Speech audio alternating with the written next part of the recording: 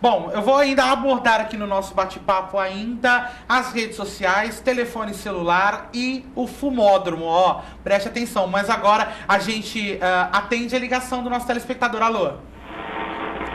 Alô?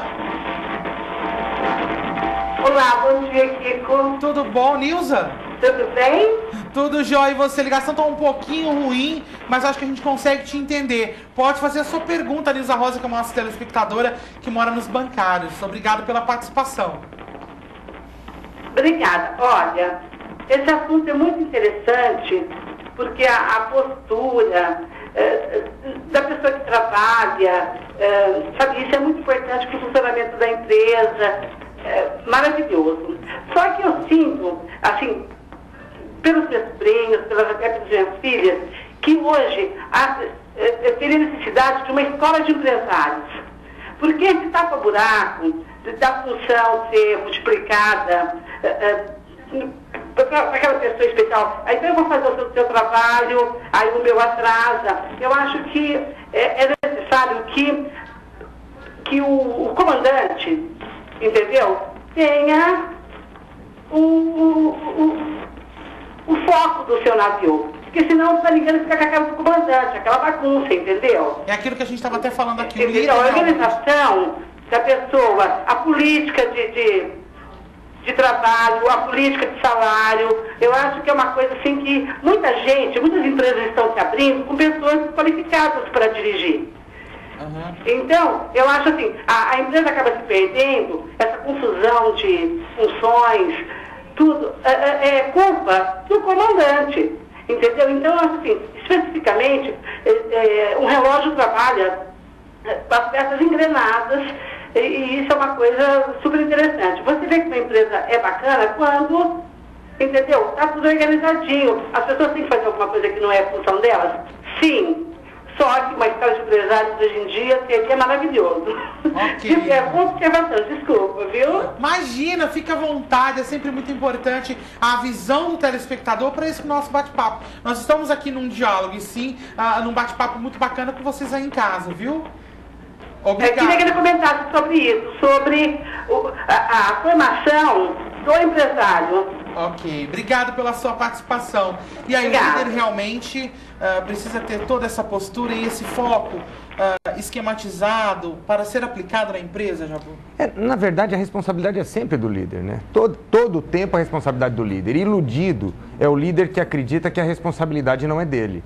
Se ele entende que, por alguma razão, ele pode atribuir toda a culpa, todo o tempo aos liderados, ele tá se iludindo para valer. Então, essa é uma sugestão que eu faço todo o tempo para os meus clientes. O que quer que aconteça, puxa a responsabilidade para você. Né? É você que é responsável por qualquer tomada de decisão com relação aos liderados. Claro que se espera de um indivíduo que assume um compromisso no ambiente de trabalho, o comprometimento adequado, aquilo que ele assumiu desde o princípio. Mas faz todo sentido. Com relação à escola de líderes, na verdade existem muitas escolas, elas estão trabalhando muito nesse sentido. Muitos líderes, e é evidente que líder não é um indivíduo perfeito, é um indivíduo com carências, que busca evolução todo o tempo. Às vezes a gente pensa num líder ideal e chamar assim, a atenção que, na verdade, é um processo constante de formação. O ser humano está em constante formação e o líder está em constante formação. Ele tem que perceber algumas carências em algumas situações e buscar, né, informações, conteúdo que possa, um exercício que possa suprir aquela necessidade que ele tem momentaneamente. Agora, concordo com ela que é responsabilidade essencialmente do líder, mas que as pessoas que assumem as funções como liderados numa empresa têm que entender que não estão enganadas. Que elas assumiram a responsabilidade importante, entenderam de forma geral o que estavam assumindo e que por isso tem uma parcela de responsabilidade também importante. Muito bacana. Olha, um recadinho que chegou aqui, Tomás do Centro de Bonfim Paulista, obrigado pela sua participação. O que acho difícil é sinalizar meu colega de trabalho que ele está fazendo algo errado. Porque, em geral, as pessoas não aceitam este toque, não é? Elas realmente acham que um está querendo puxar o tapete do outro. Como ajudar o meu colega neste caso? Tem alguns perfis comportamentais que são mais fechados mesmo, né? Ou tem a questão da insegurança. Tem um outro ponto também importante, que algumas empresas têm a política da culpa, sabe? Então, na política da culpa, acontece algum problema, eu tenho que achar um culpado, desde que não seja eu. Né? Então, eu procuro onde quer, eu olho para o lado e vejo se dá para culpar o colega, se dá para culpar o superior, ou o meu liderado, o estagiário é uma boa pedida também, né, normalmente.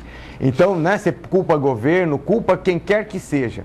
Claro que não é esse o caso necessariamente, ele percebeu um erro no colega, mas quando se estabelece a política da culpa, está todo mundo tentando se livrar dessa responsabilidade. E as pessoas não recebem bem uma crítica dentro desse contexto, porque dá a entender que o colega está querendo jogar um mico para mim, não é para que eu segure. Então, o ideal é estabelecer um relacionamento interpessoal saudável de confiança, né? E aí envolve... na verdade, ajuda mútua, quer dizer, não vai a crítica sozinha, né? Não vai simplesmente apontar o erro do colega. De repente, olha, talvez tenha um probleminha aqui, o que eu posso fazer para te ajudar? Né? Eu sugiro que você faça isso, sugiro que você faça aquilo. Algumas pessoas recebem bem sugestões, outras não, né? Então, isso é natural também. Agora, e também é aquela história, né? Se a pessoa não está apta a receber, é uma coisa muito difícil, talvez é uma coisa que ela tenha que resolver. Mas a sugestão que eu dou para o nosso telespectador, né, é que ele procure fazer, sim, a crítica de uma forma bem ponderada e venha uma sugestão de correção, uma ajuda propriamente dita. Uma ajuda sem vaidade, né? Sem vaidade, ali só os dois conversando, porque isso deve, de certa forma, amolecer um pouco o coração do outro, percebendo que a sua intenção é essencialmente de ajuda. Isso deve ajudar. Bom, para a gente fechar aqui, eu disse que a gente ia citar alguns, através de uma pesquisa, né, realizada na Grã-Bretanha, segundo aí informações, chegar atrasado em reuniões foi citado por 65% dos gerentes pesquisados, né? Mas tem também o fumódromo, a internet, que hoje em dia é visto também como um inimigo. E a questão do aparelho celular, ficar atendendo ligações periodicamente no horário de trabalho, afeta o desempenho do funcionário. Como que você vê isso então? A internet, o celular e, é claro, o fumódromo. Sair um pouquinho, 5, 10 minutinhos para fumar um cigarro fora da empresa, fora do escritório, mas isso também às vezes acaba atrapalhando. Como que você vê isso? Se você multiplicar esses 10 minutos por 5 vezes ao dia, dá 50, né? Dá 1 hora.